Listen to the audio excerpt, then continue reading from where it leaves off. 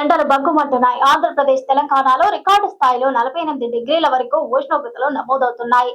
పల్నాడు జిల్లా పిడుగురాళ్లలో 48.1 డిగ్రీల గరిష్ట ఉష్ణోగ్రత నమోదైంది. వచ్చే వారం రోజుల పాటు ఎండల తీవ్రత మరింత పెరిగే అవకాశం ఉందని అధికారులు హెచ్చరిస్తున్నారు. సమ్మర్ హీట్ నెక్స్ట్ లెవెల్ కి చేరింది. బయటికి వచ్చారా మాడు పగిలిపోద్ది అంటూ డేంజర్ బెల్స్ మోగిస్తున్నాడు సూర్యుడు.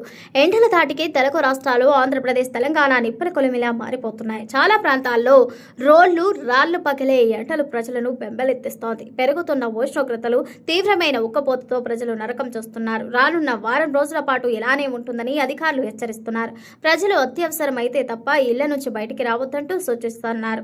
వచ్చే వారం రోజుల పాటు తెలుగు రాష్ట్రాల్లో ఎండల తీవ్రత రికార్డు స్థాయిలో పెరుగుతోందని, ప్రజలు జాగ్రత్తగా ఉండాలని అధికారులు అలర్ట్ జారీ చేశారు. ఉష్ణోగ్రతలు పెరుగుతున్న నేపథ్యంలో ప్రజలంతా అప్రమత్తంగా ఉండాలని, జాగ్రత్తలు పాటించాలని ఆంధ్రప్రదేశ్ రాష్ట్ర విపత్తుల నిర్వహణ సంస్థ మేనేజింగ్ డైరెక్టర్ ప్రకాష్ జైన్ సూచించారు. సోమవారం వరకు ఎండ తీవ్రత కొనసాగే అవకాశం ఉందని, వీలైనంత వరకు ఉదయం 11 నుంచి సాయంత్రం 4 మధ్య ప్రయాణాలు వాయిదా వేసుకోవాలంటూ సూచించారు. పల్నాడు జిల్లా పిడుగురాళ్లలో గరిష్ట ఉష్ణోగ్రత 48.1 డిగ్రీలు నమోదైందని, 18 జిల్లాల్లో 45 డిగ్రీలకు పైగా ఉష్ణోగ్రతలు దాటినట్లు తెలిపారు.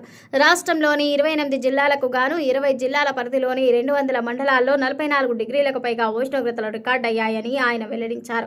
ఇందులో ముఖ్యంగా పల్నాడు జిల్లాలో 26, ప్రకాశం 23, కృష్ణా 22, ఏలారు 21, బాపట్ల 20, ఎన్టీఆర్ 15, గుంటూరు 14, మార్కాపురం 11 మండలాల్లో ఎండ ఉధృతి ఎక్కువగా చూపించిందని పేర్కొన్నారు. ఇక తెలంగాణలో 45 డిగ్రీల ఉష్ణోగ్రతలు దాటాయి. ఖమ్మం జిల్లా ఏడుళ్ల బయ్యారంలో 46.2 డిగ్రీలు, రామగుండంలో 44.6, నిజామాబాద్ లో 44.4 డిగ్రీలు, ఆదిలాబాద్ లో 44.3 డిగ్రీల ఉష్ణోగ్రత నమోదైంది. రానున్న 5 రోజుల పాటు తెలంగాణలో నిప్పుల వర్షమేనని, జాగ్రత్తగా ఉండాలని వాతావరణ శాఖ అధికారులు పేర్కొంటున్నారు. కార్మికులకు తెలంగాణ ప్రభుత్వం గుడ్ న్యూస్ చెప్పింది. కార్మికుల కనీస వేతనాలు పెంచుతూ ప్రభుత్వం నిర్ణయం తీసుకుంది. ఈ మేరకు సచివాలయంలో మీడియా సమావేశం. కార్మిక కనీస వేతనాలపై కీలక విషయం వెల్లడించారు సీఎం రేవంత్ రెడ్డి. కార్మికులకు తెలంగాణ ప్రభుత్వం గుడ్ న్యూస్ చెప్పింది. కార్మికుల కనీస వేతనాలు పెంచుతూ ప్రభుత్వం నిర్ణయం తీసుకుంది. ఈ మేరకు సచివాలయంలో మీడియా సమావేశంలో కార్మికుల కనీస వేతనాల పెంపుపై కీలక విషయాలు వెల్లడించారు సీఎం రేవంత్ రెడ్డి. కార్మికులను 3 జోన్లలో 4 కేటగిరీలుగా విభజించి వేతనాలు పెంచారు. జూన్ 1లో మున్సిపల్ కార్పొరేషన్లలోని కార్మికులు ఉన్నారు. జూన్లో మున్సిపాలిటీల్లోని పరిశ్రమల కార్మికులు, జోన్ 3లో గ్రామీణ ప్రాంతాల్లోని పరిశ్రమల కార్మికులు ఉన్నారు.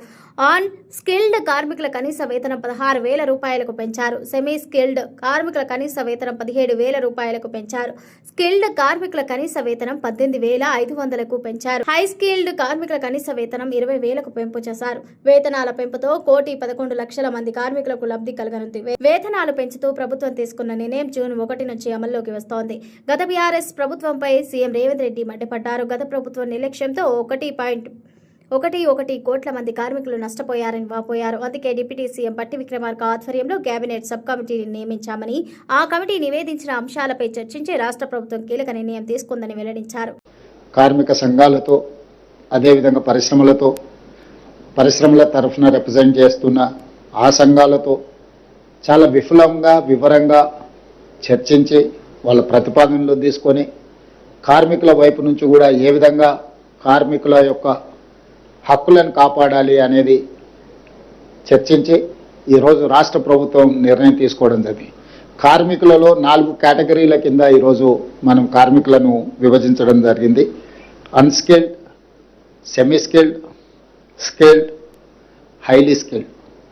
అంటే కార్మికులలో 4 రకాల విభాగాలుగా విభజించడం జరిగింది. ఆ 4 రకాల విభాగాలలో కనీస వేతనాలు ఏ విధంగా కార్మిక సంఘాలతో, అదేవిధంగా పరిశ్రమల తరఫున రిప్రజెంట్ చేస్తున్న ఆ సంఘాలతో చాలా వివరంగా చర్చించి వాళ్ళ ప్రతిపాదనలు తీసుకొని కార్మికుల వైపు నుంచి కూడా ఏ విధంగా కార్మికుల యొక్క హక్కులను కాపాడాలి అనేది చర్చించి ఈరోజు రాష్ట్ర ప్రభుత్వం నిర్ణయం తీసుకోవడం జరిగింది. కార్మికులలో 4 కేటగిరీల కింద ఈరోజు మనం కార్మికులను విభజించడం జరిగింది. Unskilled, semi skilled, skilled, highly skilled. అంటే కార్మికులలో 4 రకాల విభాగాలుగా విభజించడం జరిగింది. ఆ 4 రకాల విభాగాలలో కనీస వేతనాలు ఏ విధంగా అమలు చేయాలి, కనీస వేతనాలను అమలు చేయడం ద్వారా ఈ కార్మికులకు ఏ రకంగా ప్రయోజనం చేకూరుతుందో చాలా వివరంగా మేము విశ్లేషించి వాటి మీద నిర్ణయం తీసుకోవడం జరిగింది. అదేవిధంగా గతంలో అర్బన్ అండ్ రూరల్ 2 జోన్లు ఉండేది, కానీ ఈసారి 3 జోన్లుగా జోన్లను కూడా విభజించినాం. ఆ జోన్లు కూడా జోన్ 1 అంటే మున్సిపల్ కార్పొరేషన్స్, ఏ ఏరియాల కార్పొరేషన్స్ మున్సిపాలిటీస్ ఉన్నాయో అవి జోన్ 1 కింద తీసుకున్నాం. జోన్ 2 కింద మున్సిపాలిటీలను తీసుకున్నాం. జోన్ 3 కింద గ్రామీణ ప్రాంతాలు, ఇతర ప్రాంతాలలో పెట్టే పరిశ్రమలు.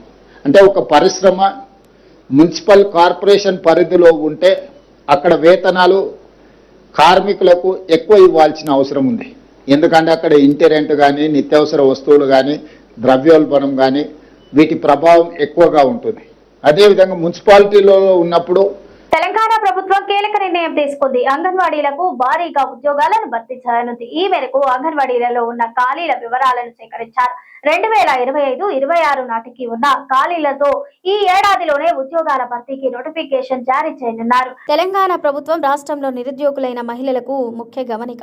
త్వరలోనే భారీగా ఉద్యోగాల భర్తీ ప్రక్రియ ప్రారంభం కానుంది. అంగన్వాడీ కేంద్రాల్లో భారీగా ఉద్యోగాలను భర్తీ చేయనున్నారు. మొత్తం 15,982 పోస్టులను భర్తీ చేసేందుకు కసరత్తు జరుగుతోంది. కలెక్టర్ల ఆధ్వర్యంలో ఈ పోస్టుల భర్తీకి ఈ ఏడాదిలోనే నోటిఫికేషన్ జారీ చేయనున్నారు. అంగన్వాడీలలో కొంతమందికి ప్రమోషన్లు, మరికొందరు రిటైర్ అవుతున్నారు. ఈ మేరకు 2025-26 నాటికి ఉన్న ఖాళీలను పరిగణలోకి తీసుకుంటున్నారు.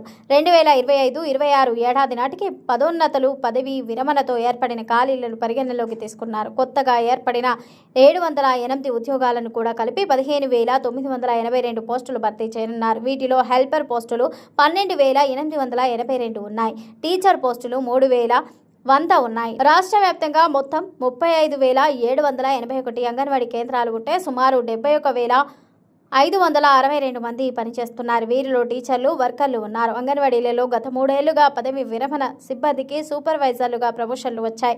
కొంతమందికి వేరే శాఖల్లో శాశ్వత ఉద్యోగాలు రావడంతో ఖాళీలు వచ్చాయి. అంగన్వాడీ కేంద్రాల్లో 22.33% పోస్టులు ఖాళీ అయ్యాయి.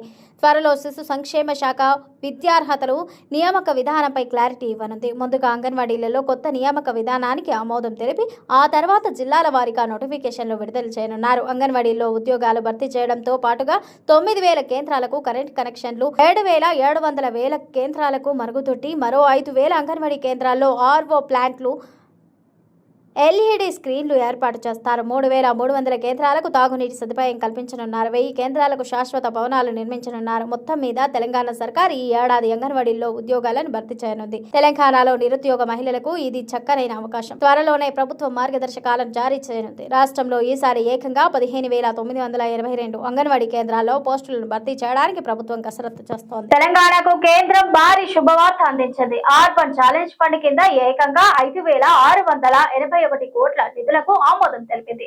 ఇందులో వరంగల్ కు 4,674 కోట్లు, కరీంనగర్ కు 840 కోట్లు, ఖమ్మం, వరంగల్, కరీంనగర్ కారిడార్ కు 166 కోట్లు విడుదల చేసేందుకు గ్రీన్ సిగ్నల్ ఇచ్చింది. ఈ సందర్భంగా కేంద్ర ప్రభుత్వ నిధులకు సంబంధించి కేంద్ర మంత్రి బండి సంజయ్ ట్వీట్ చేశారు. కేంద్రంలోని నరేంద్ర మోదీ ప్రభుత్వం తాజాగా తెలంగాణ రాష్ట్రానికి వరాల జల్లు కురిపించింది. 3 ప్రధాన ప్రాజెక్టుల కోసం భారీగా నిధులను విడుదల చేసేందుకు ఆమోదం కల్పించింది.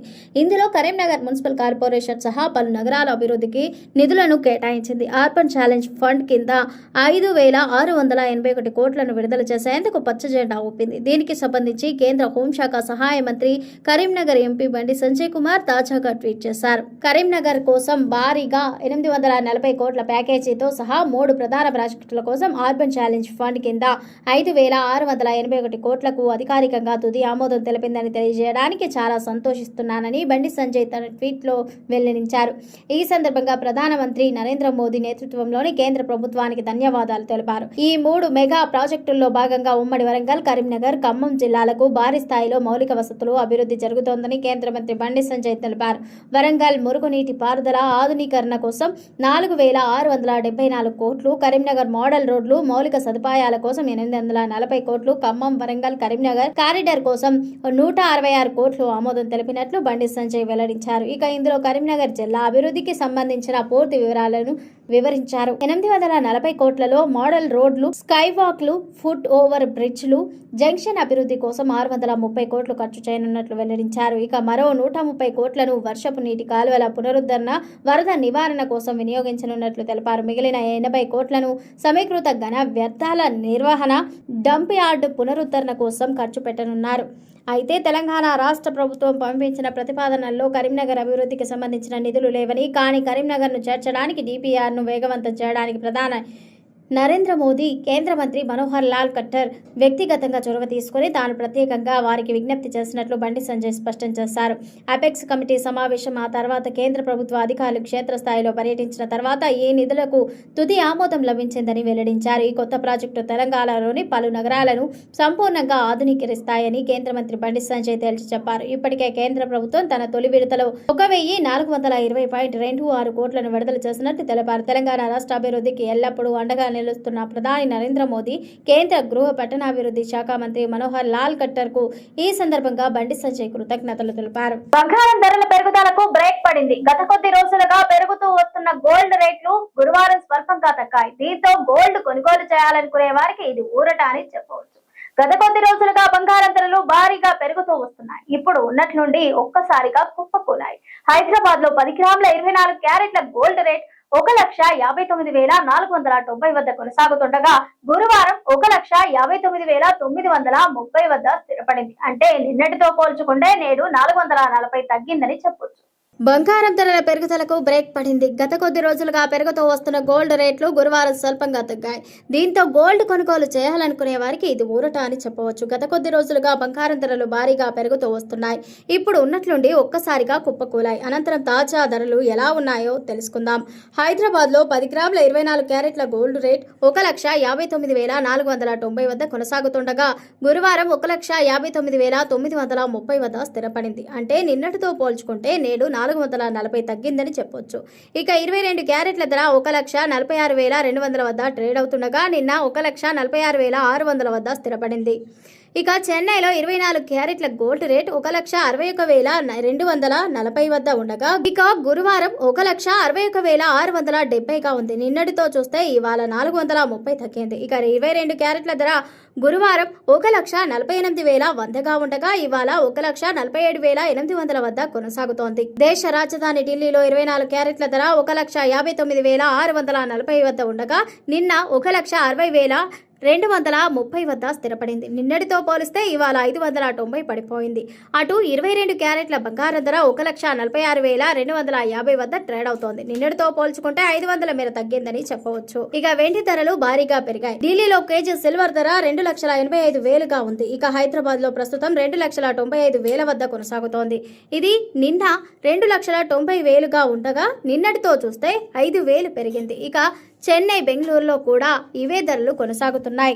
నగరంలోని క్రికెట్ ఫ్యాన్స్ కు హైదరాబాద్ మెట్రో సంస్థ అదిరిపోయే గుడ్ న్యూస్ చెప్పింది. ఇవాళ IPL 2026 భాగంగా ఉప్పల్ స్టేడియంలో Hyderabad Sunrisers, Royal Challengers Bengaluru మధ్య చివరి మ్యాచ్ జరుగుతున్న నేపథ్యంలో అభిమానులు సౌకర్యం కోసం మెట్రో సమయాన్ని పొడిగిస్తున్నట్టు పేర్కొంది. మ్యాచ్ ముగిసేసరికి దాదాపు అర్ధరాత్రి అవుతోందని, ఆ టైంలో భారీ ట్రాఫిక్ తో పాటు జనాలు తమ గమ్యస్థానాలకు చేరుకునేందుకు ఇబ్బంది ఎదుర్కొంటారని ఈ నేపథ్యంలో ఈ నిర్ణయం తీసుకున్నట్లు పేర్కొంది. Hyderabad metro super good news చెప్పింది. ఇవాళ ఉప్పల్ స్టేడియంలో జరగనున్న Royal Challengers Bengaluru versus Sunrisers Hyderabad match నేపథ్యంలో మెట్రో సేవల సమయాన్ని పొడిగిస్తున్నట్టు ప్రకటించింది. ఈ మేరకు శుక్రవారం రాత్రి 12 గంటల వరకు మెట్రో సేవలు అందుబాటులో ఉంటాయని స్పష్టం చేసింది. నగరంలోని క్రికెట్ ఫ్యాన్స్ కు హైదరాబాద్ మెట్రో సంస్థ అదిరిపోయే గుడ్ న్యూస్ చెప్పింది. అభిమానుల సౌకర్యం కోసం మెట్రో సమయాన్ని పొడిగిస్తున్నట్టు పేర్కొంది. మ్యాచ్ ముగిసేసరికి దాదాపు అర్ధరాత్రి అవుతోందని, ఆ టైంలో భారీ ట్రాఫిక్ తో పాటు జనాలు తమ గమ్యస్థానాలకు చేరుకునేందుకు ఇబ్బంది ఎదుర్కొంటారని ఈ నేపథ్యంలో ఈ నిర్ణయం తీసుకున్నట్టు పేర్కొంది. ఈ సమస్యకు చెక్ పెట్టేందుకు అర్ధరాత్రి 12 గంటల వరకు మెట్రో సేవలను అందుబాటులో ఉంచనున్నట్టు పేర్కొంది. అయితే మ్యాచ్ ముగిసిన వెంటనే ఒక్కసారిగా జనాలు మెట్రో స్టేషన్ వద్దకు వచ్చే అవకాశం ఉంది. దీని ద్వారా టికెట్ కౌంటర్ వద్ద భారీ క్యూ లైన్స్ ఏర్పడే అవకాశం ఉందని అధికారులు చెబుతున్నారు. కాబట్టి మ్యాచ్ వీక్షించేందుకు మెట్రోలో వచ్చే క్రికెట్ అభిమానులు ఒకేసారి రిటర్న్ టికెట్ కూడా బుక్ చేసుకోవడం ఉత్తమమని చెబుతున్నారు. మ్యాచ్ ముగిసిన తర్వాత ట్రాఫిక్లో చిక్కుకోకుండా సురక్షితంగా త్వరగా ఇళ్లకు చేరుకునేందుకు మెట్రో ఎంతగానో ఉపయోగపెడుతుందని ప్రతి ఒక్కరూ ఈ సేవలను వినియోగించుకోవాలని తెలిపారు. ఇది ఇవాల్టి బులెటిన్. మరో బులెటిన్ తో మళ్ళీ కలుద్దాం. Stay tune TS24 news.